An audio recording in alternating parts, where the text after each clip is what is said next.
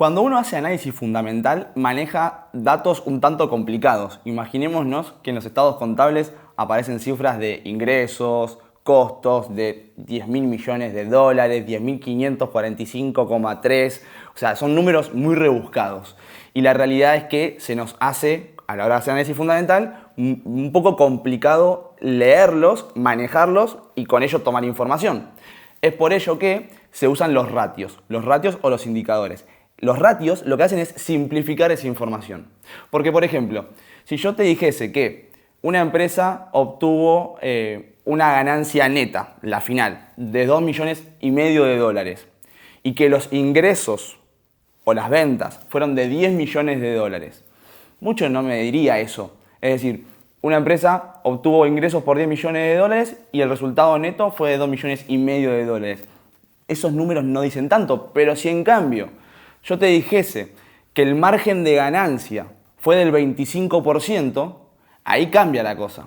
El margen de ganancia es uno de los ratios que surge de dividir el resultado neto, los 2,5 millones de dólares, sobre los 10 millones, sobre los ingresos. Y ahí sí podemos manejar mejor esta información, porque 25% dice algo. ¿Para qué? Los ratios se usan con un fin puntual, para comparar. ¿Para comparar con qué? Para comparar con dos cosas. Nosotros podemos tomar el ratio por ejemplo, el de margen de ganancia, y compararlo de dos maneras. La primera, contra la misma empresa, pero en el tiempo. Es decir, para ver cómo viene evolucionando ese ratio.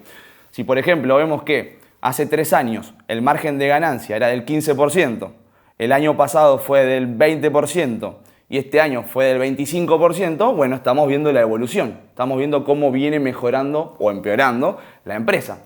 Esa es la primera forma de utilizar, de forma de comparación, los ratios contra la misma empresa en el tiempo. La segunda es con fines comparativos también, pero no contra la misma empresa, sino contra una empresa distinta, pero del mismo sector. Por ejemplo, una empresa de construcción con otra de construcción. Yo si calculo el margen de ganancia de una y el margen de ganancia de otra y los comparo, bueno, puedo ver, siempre tiene que ser comparativo con el mismo sector, porque yo no puedo comparar una empresa de construcción con un banco, el margen de ganancia, no tiene sentido. Pero del mismo sector sí, y puedo ver cuál tiene mejor margen de ganancia o está teniendo mejores rendimientos o resultados en base a ese ratio puntual. Entonces, ahora vamos a ver cuáles son los ratios más utilizados y más importantes. Uno de los indicadores más importantes es el ROE. El ROE significa el retorno sobre el patrimonio neto. Es uno de los indicadores más importantes y que todas las empresas quieren maximizar. Surge de dividir el beneficio neto sobre el patrimonio neto. Todos los indicadores son un cociente y todos los que veremos aquí son un cociente que utilizan datos contables, es decir, que obtendremos estos datos del balance. Este indicador puntualmente se interpreta como la ganancia que los accionistas están obteniendo por su inversión. Luego tenemos el ROA, que es muy similar al anterior, pero aquí se habla sobre el retorno que tienen sobre los activos. Y se obtiene este indicador haciendo el cociente entre el beneficio neto sobre los activos. Ahora, si interpretáramos que el activo, como hemos dicho antes, es igual al pasivo más el patrimonio neto, por equivalencia contable, entonces podríamos decir que este denominador que tenemos, que ahora figura activo, podríamos reemplazarlo por pasivos más patrimonio neto. Dicho esto, podríamos interpretar este indicador como la rentabilidad que se está obteniendo, pero ya no como en el ROE, que era con el aporte de los accionistas, sino con todo el aporte que está teniendo la empresa, tanto del pasivo como del patrimonio neto. Entonces, este indicador es importante ya que es como un barómetro del gerenciamiento de la firma. Luego tenemos un tercer indicador importante, que es el índice de solvencia. El índice de solvencia es un cociente entre el activo total sobre el pasivo total, datos que también obtenemos de los estados contables. ¿Qué nos quiere decir este ratio o este indicador? Bueno, lo podríamos interpretar de la siguiente manera. Si todo el pasivo es todo lo que debo y me lo viniesen a reclamar, es decir, tuviese que pagar todo el pasivo, ¿tendría activos suficientes para devolverlo? Este cociente tiene que dar mayor a 1, es decir, tener más activos que pasivos, porque si no la empresa estaría en problemas. Luego tenemos otro índice importante, que es el índice de endeudamiento.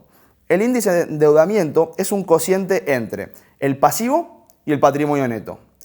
¿Qué nos está mostrando este índice? Simplemente nos está mostrando de qué lado se está financiando más la compañía. Si tomando deuda, es decir, aumentando el pasivo o aumentando el patrimonio neto con aporte de los accionistas. Luego tenemos otro indicador que es el margen operativo. El margen operativo es muy simple y surge de dividir el resultado operativo sobre los ingresos. Lo que se muestra básicamente es qué porcentaje de los ingresos están quedando luego de restarle los costos y los gastos.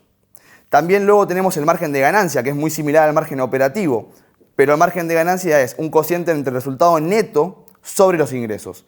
Es decir, aquí se muestra el porcentaje de los ingresos que quedan luego de restarle todo. Luego de restarle los gastos, los costos, los intereses y los impuestos. A diferencia de los que vimos previamente, aquí no solo se utilizan datos contables, sino que se mezclan datos contables con datos del mercado, como por ejemplo el precio de la acción. El ratio por comparable más famoso y utilizado por los inversores es el price earning y es de mucha utilidad.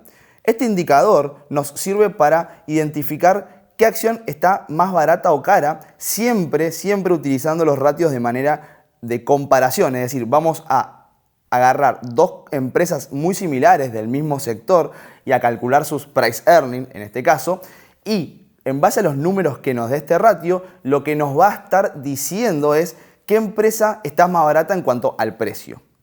¿Cómo calculamos este ratio? Es muy sencillo. Siempre es un cociente. En este caso puntual es el precio de mercado sobre la ganancia por acción.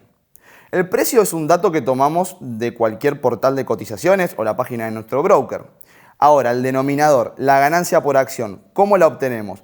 La ganancia por acción es muy simple. Al fin y al cabo es la ganancia neta del ejercicio de la empresa dividida por la cantidad de acciones que tiene la empresa. Pongamos un ejemplo para dejarlo bien en claro. Supongamos que una empresa tiene una ganancia de $1 millón y esa empresa tiene 2 millones de acciones. Entonces, ¿cuánto es la ganancia por acción? Bueno, $1 millón dividido 2 millones de acciones nos da 50 centavos de dólar por acción. Luego, el precio de mercado supongamos que es de $9, es decir, cada acción vale $9. Entonces ya con estos datos podemos calcular el price earning. Si hacemos $9 sobre 50 centavos nos da 18. Ahora, ¿qué significa este número? ¿Qué significa que el price earning nos haya dado 18? Se interpreta de la siguiente manera. Si yo hoy compro una acción y me cuesta $9 y supongo que la empresa, vamos a establecer suposiciones para este ratio. Supongamos que la empresa siempre gana $1 millón y siempre reparte esa ganancia entre los accionistas, bueno, entonces yo año a año recibiría 50 centavos de dólar, ¿verdad? Es decir, yo hoy pago $9 por la acción y la empresa siempre reparte las ganancias entre los accionistas, con lo cual repartiría 50 centavos por acción. Esto lo que nos lleva a pensar es, ok, si pago $9 y todos los años recibo 50 centavos de dólar por dividendo, ¿en cuántos años recuperaría mi inversión inicial de $9? Bueno, en 18 años. Eso es lo que nos está dando pautas el price earning. Por supuesto que estamos estableciendo un montón de suposiciones, por ejemplo, como que la empresa siempre va a ganar $1 millón o que nunca va a emitir más acciones. Pero en realidad sirve para métodos de comparación. Porque, por ejemplo, si tenemos dos empresas, la empresa A y la empresa B, y la empresa A tiene un price earning de 18 y la empresa B tiene un price earning de 15, ¿con cuál empresa te quedarías?